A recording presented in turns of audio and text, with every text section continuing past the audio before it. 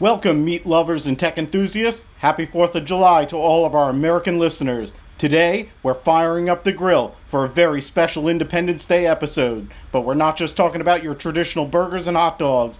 Imagine walking up to your backyard barbecue in 2030, slapping a perfectly marbled ribeye onto the grill, and casually mentioning to your guest, oh yeah, this steak, it was grown in a bioreactor, not on a ranch. Mind blown. You know how we used to joke that hot dogs were made from mystery meat? Well, today, we're diving into meat that's actually mysterious in the coolest way possible. It's grown from animal cells in what essentially looks like a high-tech brewery. No animals harmed, dramatically less environmental impact, and here's the kicker, it's actual meat. Not plant-based, not a fungal mycelium meat hybrid with meat juice, and not meat-like. We're talking real, honest-to-goodness animal muscle tissue. And before you vegans and vegetarians tune out, thinking this isn't for you, stick around. This technology might just bridge the gap between meat lovers and animal welfare advocates in ways we never thought possible. Let's start our story with the most expensive burger in history. Picture this, August 5th, 2013, London. Dr. Mark Post from Main Street University walked into a room carrying what looked like a regular hamburger patty, except this burger cost more than most people's houses, a whopping $330,000. That's not a typo, $330,000 for one burger. But here's the thing, that burger wasn't just expensive, it was revolutionary. It was the first publicly demonstrated proof that you could grow real meat from animal cells without raising and slaughtering a cow.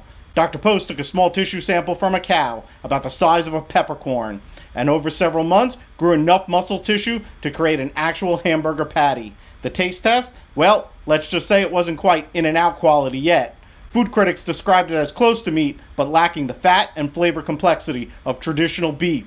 But that wasn't really the point. The point was proving it could be done at all. That $330,000 burger was like the Wright brothers' first flight. It only lasted 12 seconds and barely got off the ground, but it proved that humans could fly. And just like aviation, the technology has been advancing at breakneck speed ever since. Now, you might be thinking, this is all very sci-fi and cool, but why should I care about lab-grown meat when I could just grab a perfectly good steak from the grocery store? Great question, and the answer comes down to three huge challenges that traditional meat production creates: environmental sustainability, animal welfare, and food security. Let's start with the environmental impact, because the numbers are staggering. Traditional livestock production uses about 77% of all agricultural land on Earth, but only provides 18% of our calories. Think about that for a second. We're using 3/4 of our farmable land to produce less than 1/5 of our food. Cattle farming alone is responsible for about 14.5% of global greenhouse gas emissions. That's more than the entire transportation sector combined. Your average cow produces about 220 pounds of methane per year through belching and, well, other bodily functions. And methane is about 25 times more potent than carbon dioxide when it comes to trapping heat in our atmosphere. Then there's water usage. It takes approximately 1,800 gallons of water to produce a single pound of beef. That's enough water to keep you hydrated for around 3 years. Meanwhile, cell-cultured meat could potentially reduce water usage by up to 78%. From an animal welfare perspective, we're currently raising and slaughtering about 70 billion land animals per year globally. That's roughly 9 animals for every person on the planet every single year. Whether you're a meat eater or not, most people can agree that reduced animal suffering is a good thing. And then there's food security. The global population is expected to reach nearly 10 billion people by 2050, and demand for meat is projected to increase by 70%. Traditional agriculture simply cannot scale to meet this demand without devastating our planet's ecosystems. Cell-cultured meat could potentially solve all 3 of these challenges simultaneously. Same great taste, dramatically lower environmental impact, zero animal slaughter, and scalable production that doesn't require vast amounts of land and water. Welcome to Apprentice.io's Industry Insights. I'm Frank Maggiore, and today we're exploring the fascinating world of cell-cultured meat, also known as cultivated meat or lab-grown meat. We're going to take you on a journey through this fascinating intersection of biology, technology, and manufacturing. We'll explore how scientists are literally growing meat in bioreactors that look more like pharmaceutical facilities than traditional farms. We'll dive into the manufacturing challenges that make producing cell-cultured meat more like making medicines than making hamburgers, and why that's actually a good thing. We'll look at the business landscape, the regulatory hurdles, and the investment dollars flowing into this space.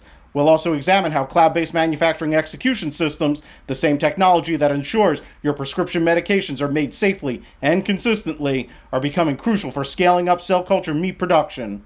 And we'll peek into the future to see what your 4th of July barbecue might look like in 2030, 2035, and beyond. But most importantly, we'll explore how this technology represents hope for solving some of the biggest challenges facing our food system, our environment, and our planet. So grab your lab coats and your barbecue tongs, folks. We're about to explore how the future of meat is being grown one cell at a time. And trust me, by the end of this episode, you'll never look at your grill the same way again. Ready to have your mind blown? Let's dive in. Let's start with the basics. How do you grow a burger without a cow? It's actually simpler than you might think, and way more complex than you'd imagine. Think of it like this. Remember you were a kid and you put a cutting from a plant in water and watched its roots grow. Cell culture meat is kind of like that, but instead of plant cuttings, we're talking about animal cells. And instead of a glass of water, we're using sophisticated bioreactors that would make any craft brewery jealous. The process starts with a small tissue sample. We're talking about the size of a peppercorn, taken from a living animal through a simple biopsy.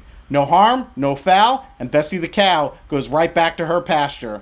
From this tiny sample, scientists isolate specific cells called satellite cells. These are the stem cells responsible for muscle growth and repair. Here's where it gets really cool. These cells are placed in a nutrient-rich medium. Think of it as Gatorade for cells, containing sugars, amino acids, vitamins, and growth factors. Everything a growing cell needs to thrive. The cells are then transferred to bioreactors, which are essentially large sterile tanks that maintain perfect conditions for cell growth. Temperature, pH, oxygen levels, the works. In these bioreactors, the magic happens. Well, not magic, biology. The cells multiply exponentially. 1 becomes 2, 2 becomes 4, and before you know it, you've got billions of cells. Under the right conditions, these cells then differentiate into muscle fibers, creating actual meat tissue. The whole process takes about 2 to 8 weeks, depending on what you're making. Compare that to the 2 to 3 years it takes to raise a cow for slaughter. And you start to see why this technology has people excited. But here's the really mind-blowing part. Because we're growing meat in a controlled environment, we can actually make it better. Want more omega-3s in your burger? We can do that. Less saturated fat? No problem. Wagyu level marbling in every steak? You got it. It's like having a meat customization menu that would make any barbecue pitmaster jealous. Now let's talk about bioreactors, because this is where the real magic happens. Picture a stainless steel tank that looks like it belongs in a brewery or pharmaceutical facility, because that's essentially what it is. These aren't your grandfather's fermentation vessels, they're precision engineered biological manufacturing systems. Inside these bioreactors, they're like 5-star hotels for cells, which constantly maintain peak conditions for their cellular guests. Temperature controlled to within fractions of a degree, pH balanced perfectly, oxygen levels optimized, and nutrients delivered exactly when and where they're needed.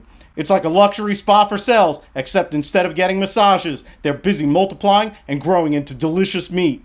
The nutrient medium, that Gatorade for cells I mentioned, is where food science meets pharmaceutical precision. We're talking about carefully formulated cocktails of amino acids, vitamins, minerals, and growth factors that tell the cells exactly what to do and when to do it. Some companies are even developing specialized media that can encourage specific characteristics like tenderness or flavor profile. But growing a bunch of cells is only half the battle. The real challenge is getting them to organize themselves into something that looks, feels, and tastes like actual meat. This is where tissue engineering comes into play. Scientists are using scaffolds, think of them like biological construction frameworks, to give cells something to grow on and organize around. Some companies are using edible scaffolds made from things like collagen or plant-based materials. Others are exploring 3D bioprinting, literally printing meat structures layer by layer. The goal is to recreate the complex architecture of real meat. Muscle fibers aligned in specific directions, fat marbled throughout, and even blood vessels for thicker cuts. It's like biological architecture, except the building materials are alive and the blueprints are written in DNA. And here's something that would blow your mind at a barbecue. Some companies are working on recreating specific cuts of meat. We're talking about lab-grown ribeyes with perfect marbling, chicken breasts with the exact same texture you'd expect, and even exotic meats that would be impossible or unethical to source traditionally. The science is advancing so rapidly that what seemed impossible just 5 years ago is now showing up in restaurants. Singapore became the first country to approve cell culture meat for commercial sale in 2020, and now you can actually order lab-grown chicken nuggets at select restaurants there. Now this is where my MES background gets me really excited. The culture meat industry is essentially taking the playbook from pharmaceutical manufacturing and applying it to food production. And folks, this convergence is absolutely fascinating. Think about it. Pharmaceutical companies have been growing cells in bioreactors for decades to produce everything from insulin to vaccines. The equipment, the processes, the quality controls, it's all there. The culture meat industry is basically saying, hey, instead of harvesting the proteins these cells produce, what if we just eat the cells? But here's the thing, and this is crucial, food production doesn't need the same level of purity as drug manufacturing. In pharma, we're talking about good manufacturing practices with clean rooms, gowning procedures that make getting dressed for a wedding look casual, and quality controls that would make a Swiss watchmaker nervous. For cultured meat, we can relax a bit. Don't get me wrong, we still need rigorous safety standards, but we're not injecting this into someone's bloodstream. Although some people would probably want barbecue sauce to be injected directly in. We're grilling it and serving it with a side of coleslaw. This difference in standards could be a game changer for cost. Some experts estimate that by using food grade rather than pharmaceutical grade processes, we could reduce production costs by 80 to 90%. That's huge. The bioreactors used are similar to what you'd find in a modern brewery. Stirred tank reactors that can range from 100 liters for pilot production all the way up to 20,000 liters or more for commercial scale. Some companies are even exploring continuous production systems where you're constantly harvesting meat while you keep that culture going. It's like having a meat fountain that never runs dry. But scaling up from a lab-scale 5-liter bioreactor to a 20,000-liter commercial system isn't just about making things bigger. It's like the difference between cooking dinner for your family and catering a wedding for 500 people. Everything changes. Heat transfer becomes a major issue. Mixing becomes critical. Oxygen delivery gets real complex. And contamination risks, they multiply exponentially. This is where pharmaceutical manufacturing experience becomes invaluable because pharma has been solving these exact same problems for decades. Here's where things get really interesting from a manufacturing perspective. In traditional meat production, quality control is relatively straightforward. You inspect the animal, check for diseases, and test the final product. When culturing meat, you're essentially running a biological manufacturing process where you need to control and monitor hundreds of variables in real time. Cell density, nutrient consumption rates, pH, dissolved oxygen, temperature, contamination levels. It's like monitoring a spacecraft, except your cargo is dinner.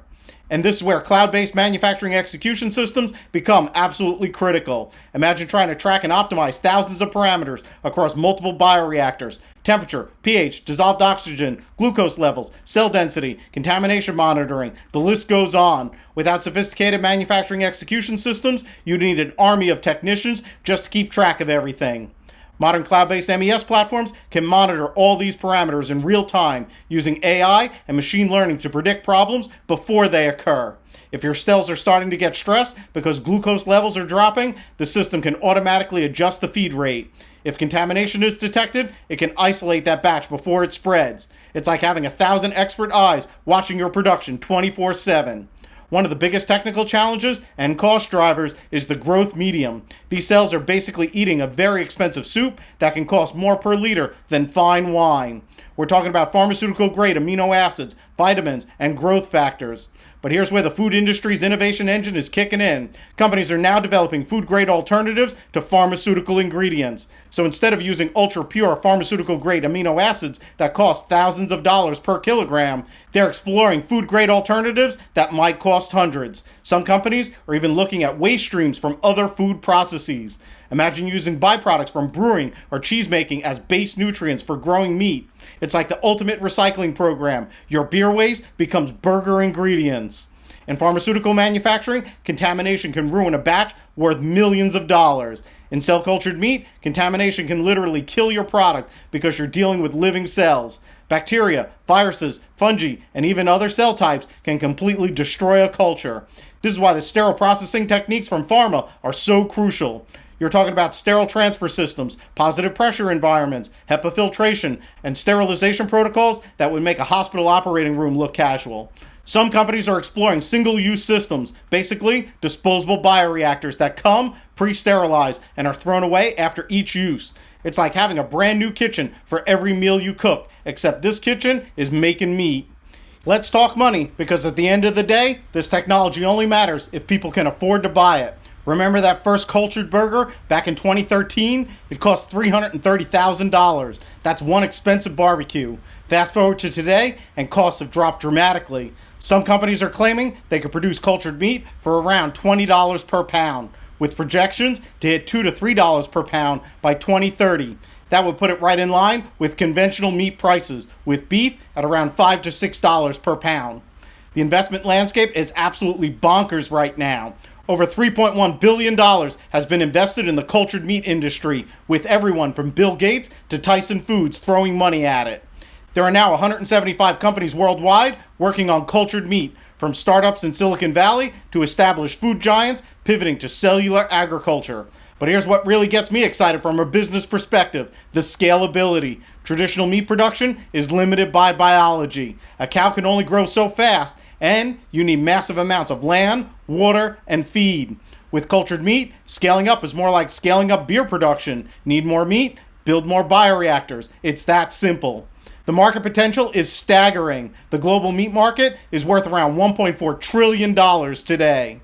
Even capturing 1% of that market would be a $14 billion opportunity. Some analysts predict the cultured meat market could hit $25 billion by 2030, with some bullish estimates going as high as $85 billion. And get this, it's not just about replacing existing meat consumption. There are entirely new markets opening up. Pet food is a huge opportunity. UK company Meatly just got approval to sell cultured chicken to pets.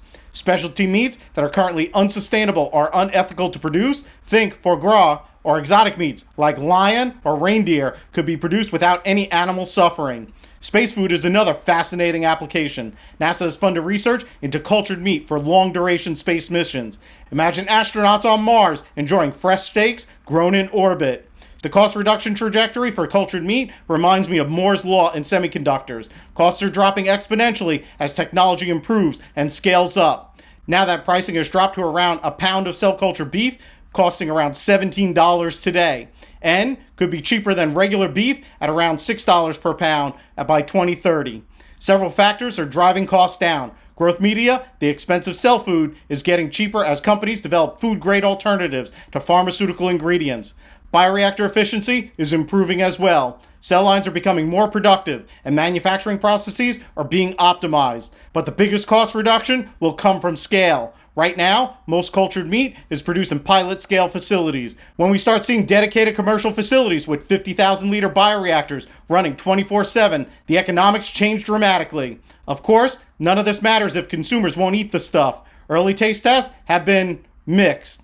The first cultured burger was described as close to meat, but lacking in flavor and juiciness. But the technology has dramatically improved. Recent taste tests of cultured chicken, fish, and even beef have gotten much better reviews. Some products are already indistinguishable from conventional meat in blind taste tests.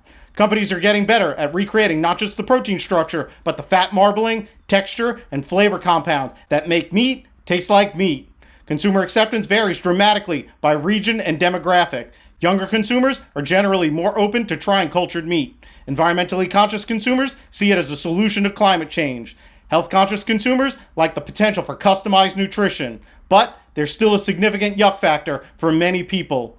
The idea of lab-grown meat triggers psychological responses about naturalness and authenticity.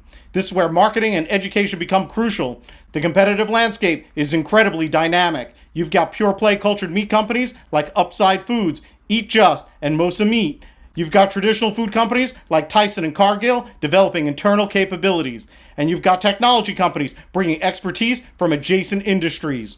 Some companies are focusing on specific products. cultured chicken nuggets, fish fillets, or ground beef. Others are trying to crack the holy grail of structured whole cuts like steaks and chops. Still others are developing the infrastructure and technology that other companies will use. It's like the early days of the smartphone industry. Lots of different approaches, rapid innovation, and it's not clear yet which models will dominate. But what is clear is that this train has left the station and it's picking up speed. The next few years will be crucial. The first companies to achieve true cost parity with conventional meat at scale will have enormous advantages. The race is on and billions of dollars are at stake.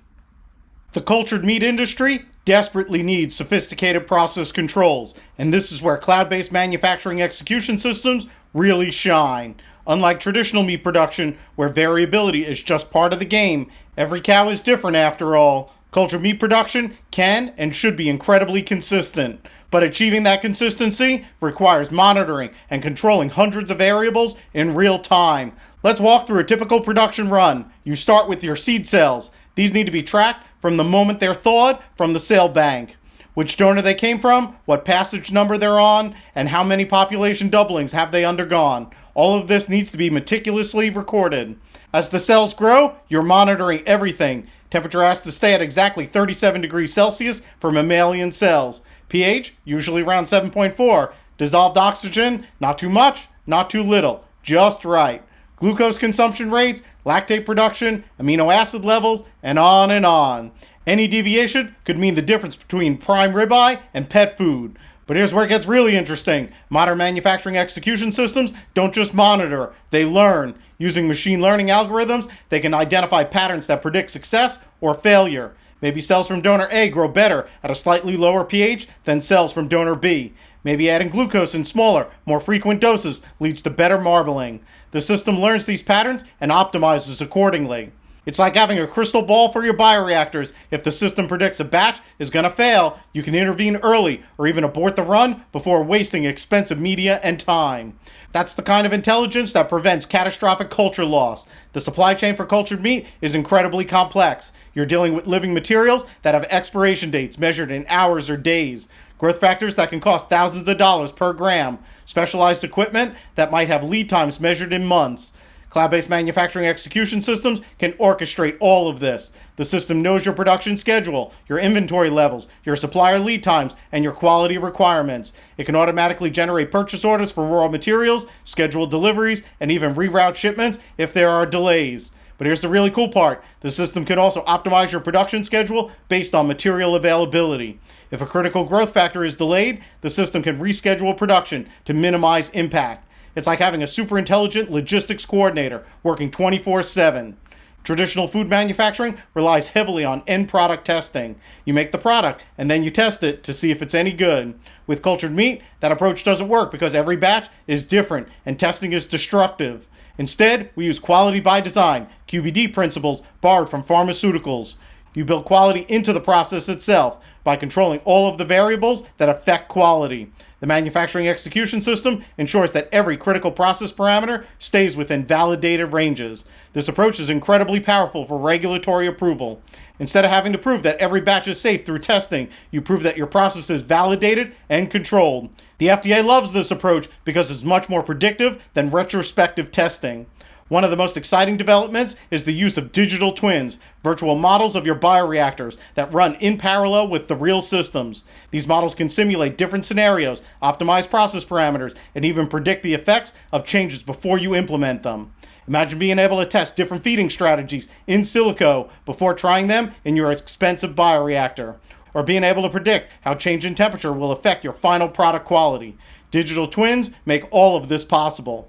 Cloud-based manufacturing execution systems enable something really exciting, distributed manufacturing. Instead of building massive centralized facilities, you could have smaller production units located closer to consumers. Each unit would be connected to the cloud, sharing data and best practices across the network. This distributed model has huge advantages for cultured meat: fresher products, lower transportation costs, and reduced environmental impact, and increased supply chain resilience. It's like having a brewery in every city, except instead of making beer, you're making meat to go with the beer. The MES coordinates all of these distributed facilities, ensuring consistent quality and optimizing production across the network. It's manufacturing as a service delivered through the cloud. Let's talk about one of the biggest challenges facing the cultured meat industry: scale. It's one thing to grow a few pounds of meat in a laboratory, it's another thing entirely to produce millions of pounds to feed the world. To put this in perspective, the global meat industry produces around 360 million tons of meat per year. That's roughly 720 billion pounds. Even replacing 1% of that would require producing 7.2 billion pounds of cultured meat annually. We're talking about a manufacturing challenge of unprecedented scale. Right now, the largest cultured meat facilities can produce maybe a few thousand pounds per year. To get to meaningful market penetration, we need to scale that up by factors of thousands or even millions. It's like going from a corner lemonade stand to supplying every McDonald's in the world. The infrastructure requirements are staggering. We're talking about facilities with dozens of massive bioreactors, each capable of holding 20,000 liters, 50,000 liters, or even up to 100,000 liters or more of cultured media. Good Meat, a division of Eat Just, is constructing the world's largest bioreactors for cultivated meat production at a facility in the US. These bioreactors, designed and manufactured by ABAC, will have a capacity of 250,000 liters each, with a total of 10 planned for this facility. The facility, once fully operational, is projected to produce up to 30 million pounds of meat annually. It's like having swimming pools full of growing meat cells. These facilities need sophisticated environmental controls, backup power systems, weight treatment capabilities, and quality control laboratories. They need to maintain pharmaceutical level cleanliness while operating at food industry scales. It's like building a hybrid between a brewery and a pharmaceutical plant. The capital requirements are enormous. A single commercial scale cultured meat facility could cost between $200 to $500 million to build, and that's just for one facility. To supply a significant portion of the US meat market, you'd need dozens of these facilities. But here's the interesting thing: once built, these facilities could be incredibly efficient. Unlike traditional farms that are limited by weather, seasons, and disease, cultured meat facilities can operate 24/7, 365 days a year. They're like Tesla gigafactories of food production. The economics of cultured meat are highly dependent on scale. At small scale, production costs are dominated by expensive growth media and low utilization of fixed assets. But as you scale, several things happen that dramatically improve the economics. First, you get better utilization of your bioreactors. Instead of running small batches with lots of downtime, you could run continuous or semi-continuous processes that maximize throughput. Second, you get economies of scale in purchasing. Instead of buying growth factors by the gram, you're buying them by the ton. That changes the pricing dynamics completely. Third, you can invest in process optimization that only makes sense at larger scales. Custom media formulations, automated handling systems, integrated downstream processing, all of these become economically viable when you're producing at commercial scale. Labor costs could be a major factor at scale. Traditional meat processing is very labor intensive, with workers handling every step from slaughter to packaging.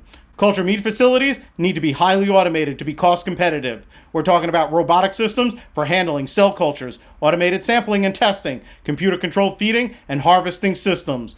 The entire process needs to be designed for minimal human intervention. This automation also improves consistency and reduces contamination risks. Robots don't get tired, don't make mistakes, and don't introduce contaminants. They can work 24/7 without breaks, vacation time, or sick days. They still need maintenance and downtime, but yes. One interesting question is whether cell culture meat production will be centralized in massive facilities or distributed across many smaller facilities. Both models have their advantages.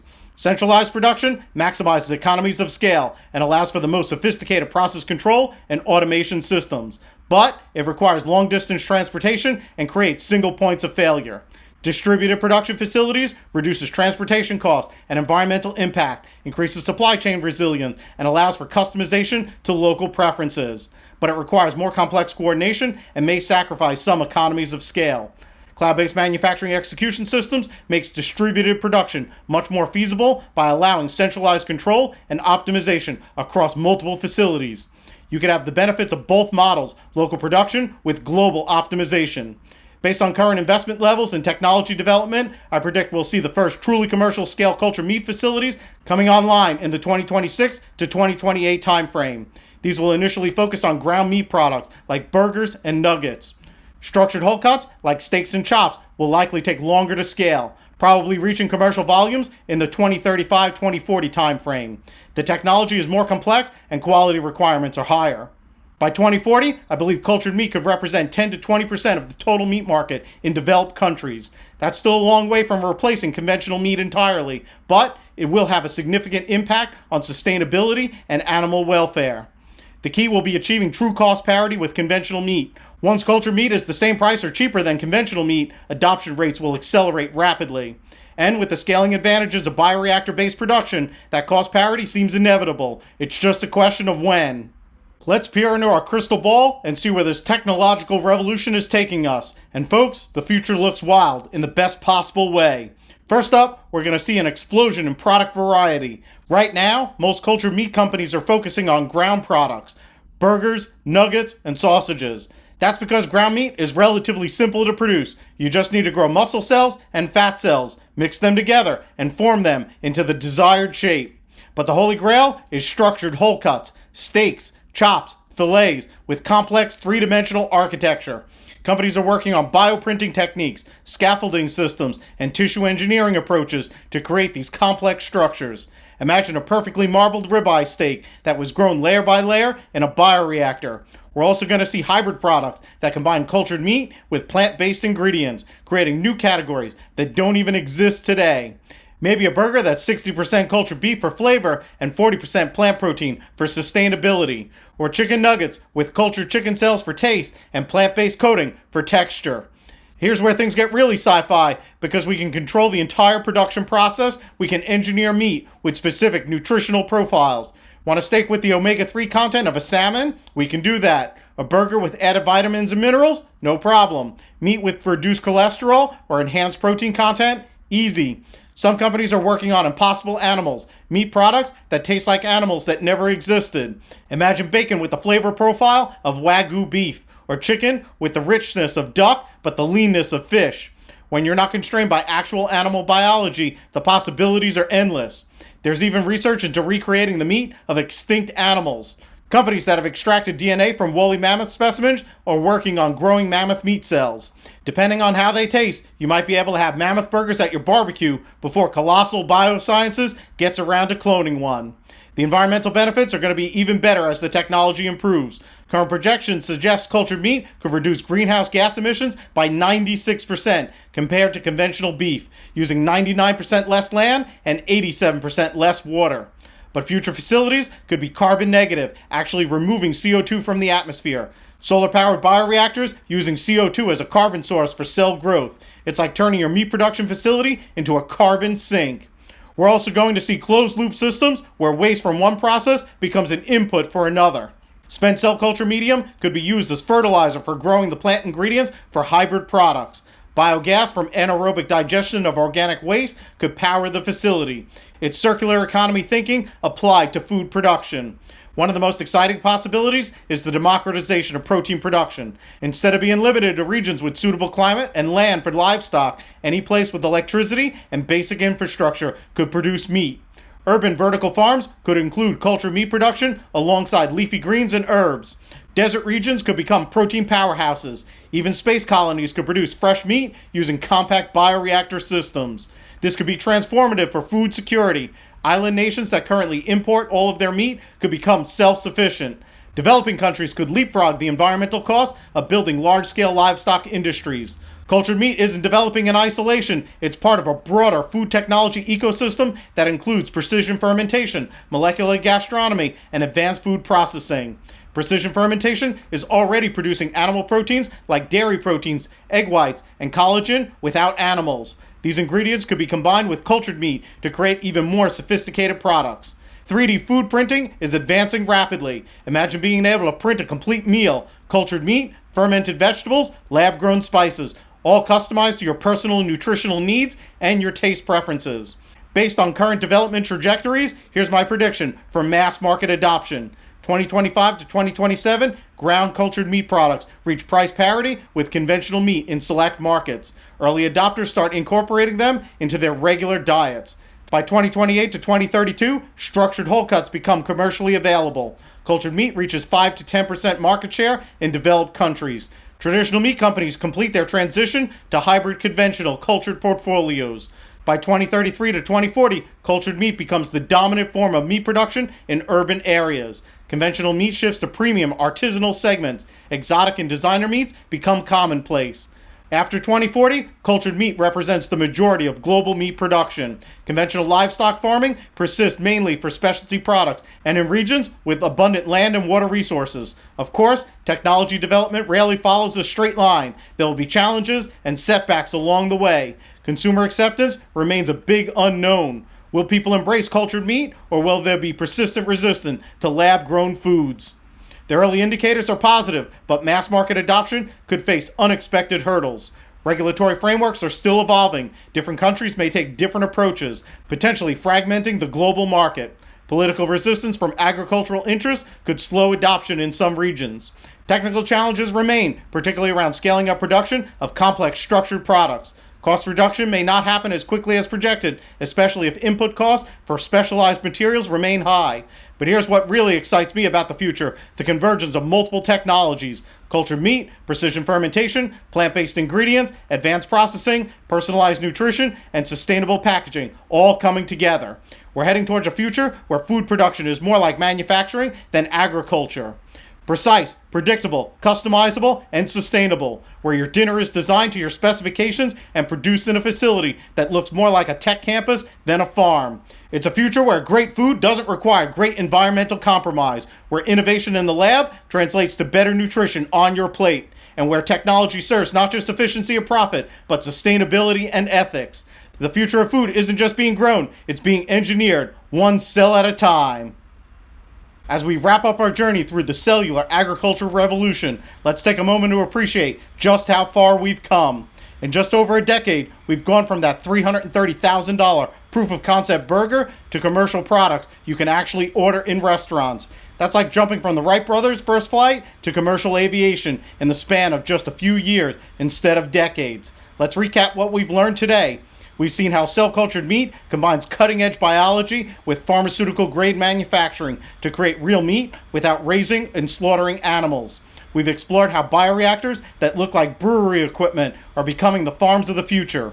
And we've discovered how cloud-based manufacturing execution systems borrowed from the pharmaceutical industry are making it all possible at scale. But here's what gets me really excited. This isn't just about better burgers or more sustainable steaks. We're witnessing the birth of an entirely new approach to feeding humanity. An approach that's more precise, more predictable, and more sustainable than anything we've ever had before. What we're really seeing is the convergence of three powerful technological waves. Biotechnology is giving us the ability to grow any tissue we want from any animal. Food technology is teaching us how to make these products delicious, nutritious, and appealing to consumers. And manufacturing technologies, particularly cloud-based manufacturing execution systems, are making it possible to produce these products safely, consistently, and at scale. This convergence is creating something entirely new, an industry that looks like pharmaceutical manufacturing but produces food, that uses brewing equipment to grow meat, that applies software solutions but serves sustainability. It's the kind of cross-pollination between industries that leads to revolutionary breakthroughs, and we're just at the beginning. The next decade will bring advancements we can barely imagine today. Structured whole cuts that are indistinguishable from conventional meat. Designer proteins with enhanced nutrition. Production facilities that are carbon negative instead of carbon positive. A world where great food doesn't require great environmental compromises. But here's why I'm genuinely optimistic about the future. For the first time in human history, we have the tools to decouple food production from its environmental costs. We can have our meat and eat it too, literally.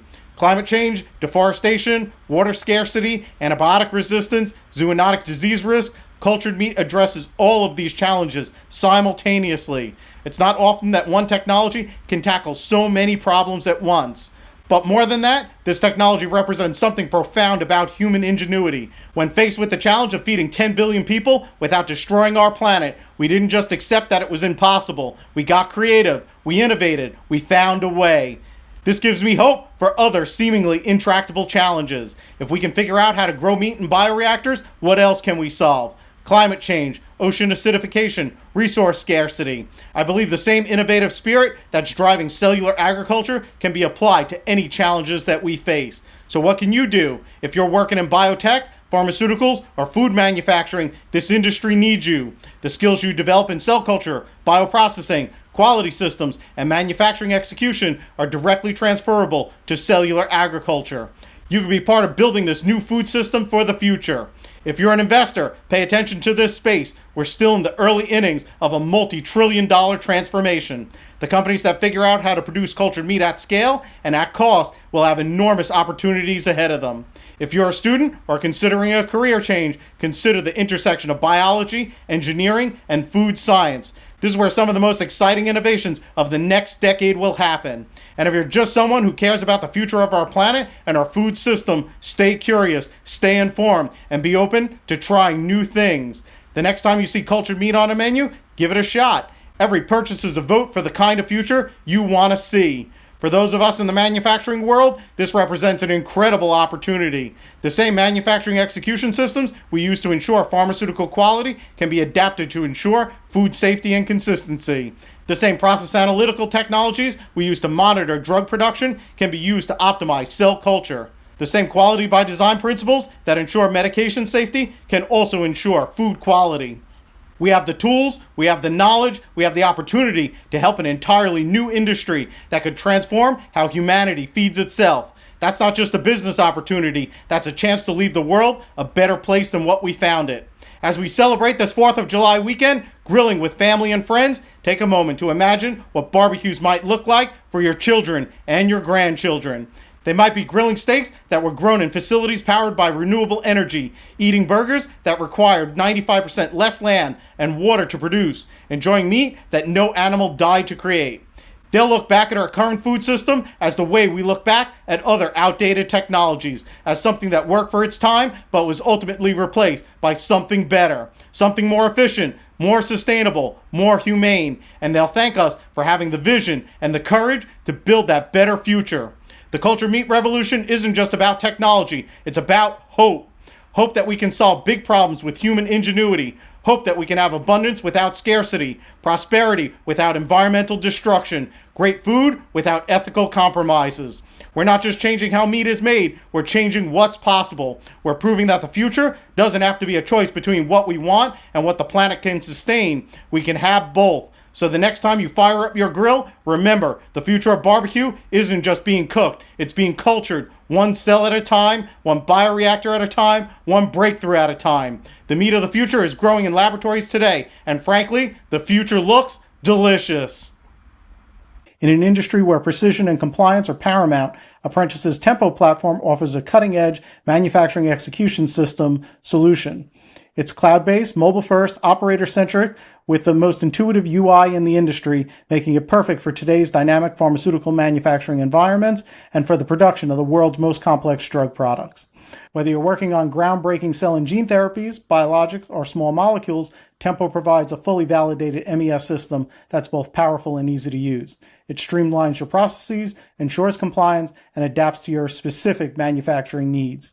So get off of paper batch records and discover how Apprentice's Tempo Manufacturing Cloud can transform your operations by visiting us at apprentice.io. Attention industry professionals, revolutionize your manufacturing process with the Apprentice Tempo Manufacturing Cloud, a manufacturing execution system built to streamline your operations, boost efficiency, and ensure compliance all in one powerful platform.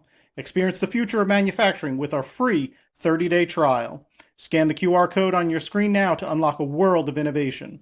Don't just keep pace, set the tempo as an industry leader with Apprentice.